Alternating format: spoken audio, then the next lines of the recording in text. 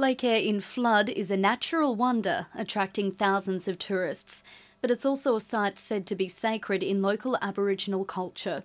It was officially named Lake Eyre after explorer Edward John Eyre, who in 1840 was the first white man to see it. Now the traditional owners want to change the name back to its traditional Indigenous name, Karitunda. We want them to recognise the first name, the original name, from the first people. It's the right thing to do. The Arabana last week won a 14-year campaign for native title over the lake and a vast outback area centred around Eyre. Leaders say reclaiming the original lake name is part of a healing process. Australian Aboriginal people need physical change. They need to be identified, not just at native title and there. It's got to go on.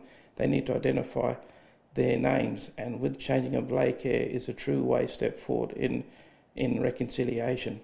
I've got no doubt people still call it Lake Eyre, but I think there's a lot of people out there too that will embrace the new name.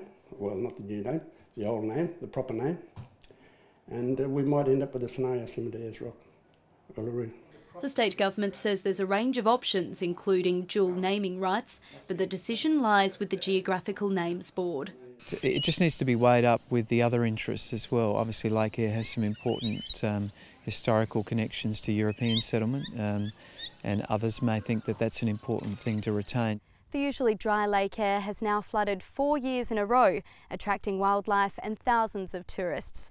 The Arabana people now want to work with the tourism industry so more people can experience the region.